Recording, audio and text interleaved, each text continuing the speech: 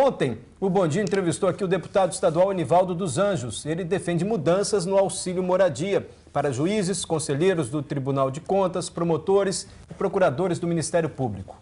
O deputado defende que só quem mora a mais de 150 quilômetros do trabalho tem o direito de receber o benefício. Hoje não é assim, não.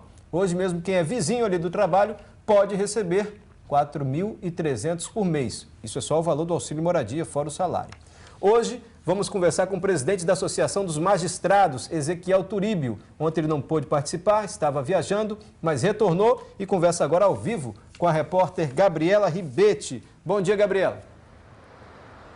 Bom dia, Mário Bonella. Ontem, durante a entrevista ao Bom Dia Espírito Santo, o deputado Enivaldo dos Anjos chegou a sugerir que o presidente da AMAGES estava fugindo do debate. Então, por isso, olha só, ele trouxe hoje para a gente as passagens dele para Brasília, indicando aqui ó, que ele realmente embarcou cedinho, às 6h30 da manhã. O presidente da AMAGES, doutor Ezequiel Turíbio, está aqui comigo. Bom dia, presidente. Afinal de contas, qual é o entendimento da AMAGES, do senhor, sobre essa questão do auxílio moradia, sobre essa PEC que tenta regulamentar de alguma forma para que, então, os magistrados, eles prestem conta, né, desse dinheiro que eles recebem? Bom dia, Espírito Santo. Em primeiro lugar, quero deixar claro que o deputado Enivaldo dos Anjos, como os demais, na qualidade de representante do povo, tem legitimidade para apresentar qualquer projeto que entender pertinente à Assembleia.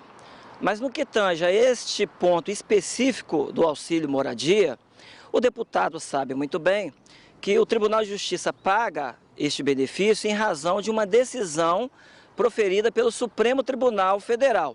E qualquer que seja a decisão da Assembleia de aprovar ou não aprovar a PEC, isso não vai ter reflexo, porque enquanto a decisão do Supremo estiver valendo, o que vai prevalecer é esta. O deputado Enivaldo também ontem mencionou que essa PEC destinava-se à magistratura, ao Ministério Público e aos membros do Tribunal de Contas. E hoje, de forma contraditória, na Gazeta, na página 25, o deputado Enivaldo afirmou que essa PEC se destina aos servidores e não à magistratura. Entretanto, o discurso dele tem sido no sentido de que essa PEC é voltada para a magistratura. Há uma incoerência nessa fala, é importante que ele esclareça, inclusive para os seus pares, para que a Assembleia possa se posicionar. Agora, o senhor falou que é uma lei federal, só que o salário dos juízes estaduais aqui do Espírito Santo é pago com o orçamento do Estado, né? É verdade. Mas quando a Constituição foi promulgada, os estados celebraram um pacto federativo. E nesse pacto federativo foi estabelecido que a magistratura era nacional e que as regras da magistratura teriam caráter nacional. Agora, o senhor não acha coerente realmente que os magistrados eles prestem conta desse benefício que eles recebem e que só receba mesmo quem trabalha longe de casa? Esta foi uma decisão do Supremo Tribunal Federal.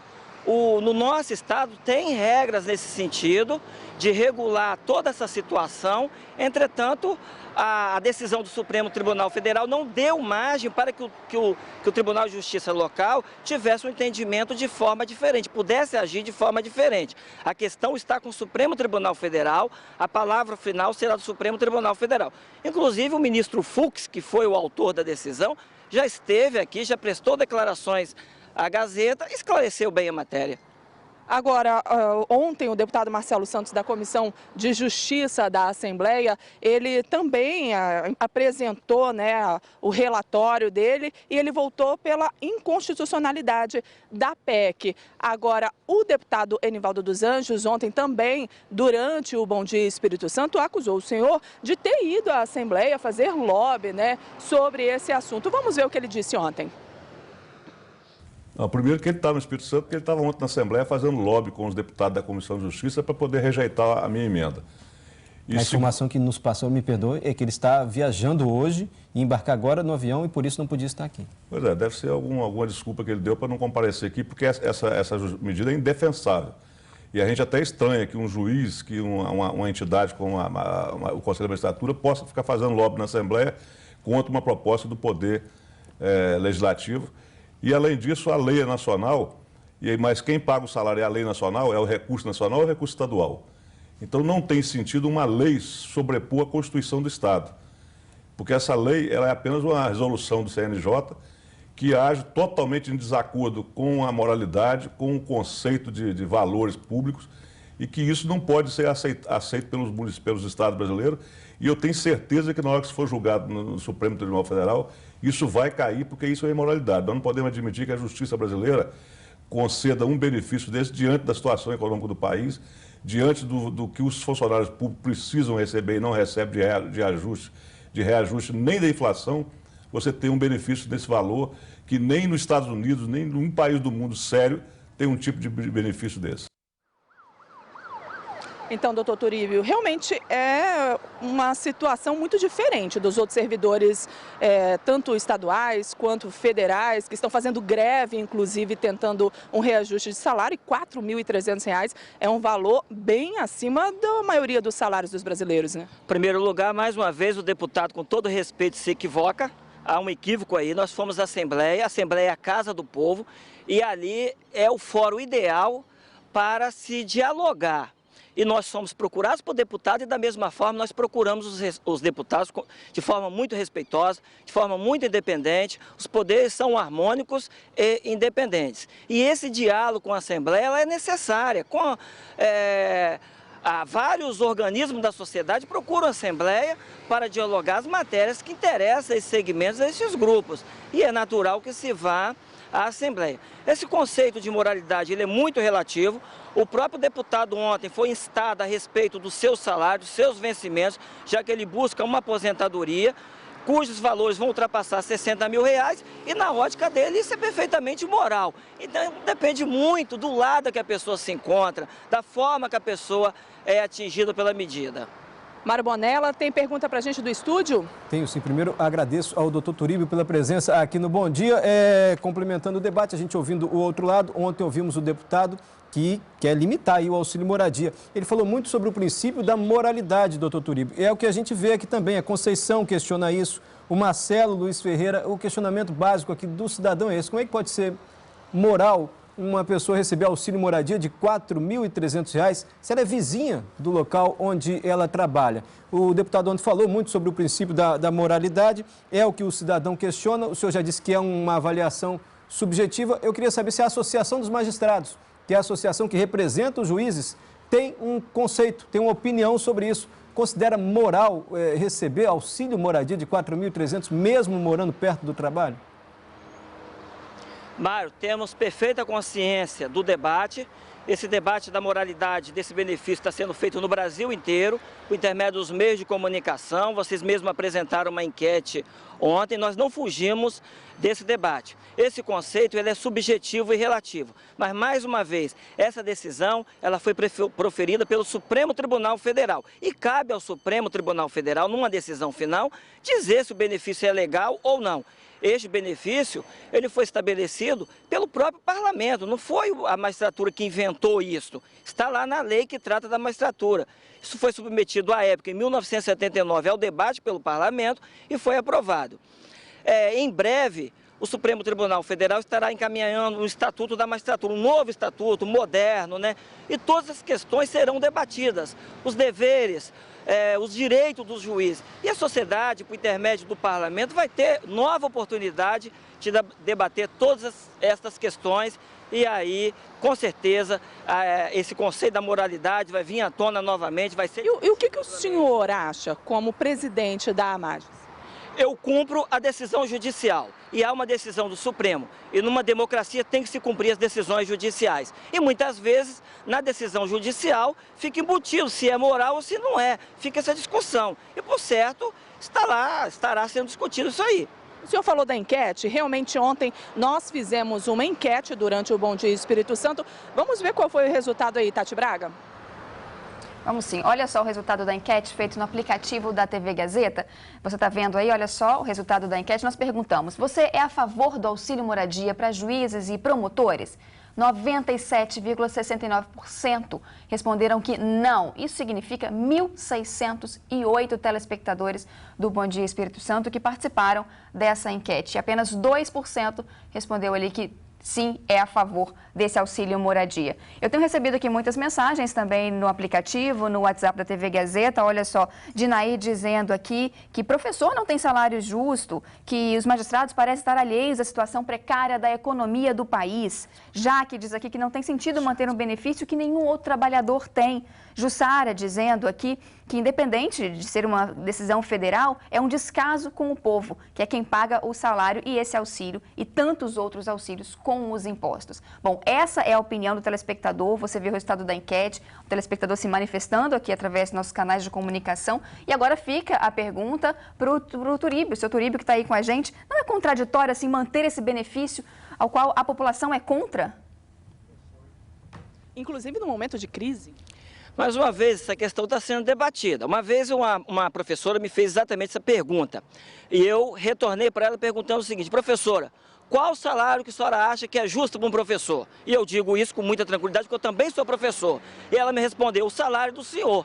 Então, se ela me respondeu dessa forma, dizendo que o salário do professor, o justo para ela seria o meu salário, aí esse conceito de moralidade novamente ganha um peso de relativo. Por que então o judiciário não luta pelo mesmo benefício para todos os servidores? Olha, cada categoria de servidor luta por seus benefícios, né? O médico luta para obter seus benefícios, porque tem particularidades da sua profissão, o professor, da mesma forma, o professor, por exemplo, e a professora. Mas para o judiciário é mais fácil, né? Porque ele é que dá liminar, ele que determina ali. Por exemplo, o professor e a professora se aposentam com 25 e 30 anos, 5 anos a menos que a magistratura. Mas por que ela se aposenta com esse diferencial? Porque tem características próprias da profissão. E assim também são outras profissões. Eu, por exemplo, não tenho risco de vida. O policial tem a gratificação de risco de vida. Por quê? Porque são profissões diferentes. O legislador federal, ele resolveu adotar uma política diferenciada em alguns aspectos para a magistratura. Nos concedeu alguns benefícios e outros não.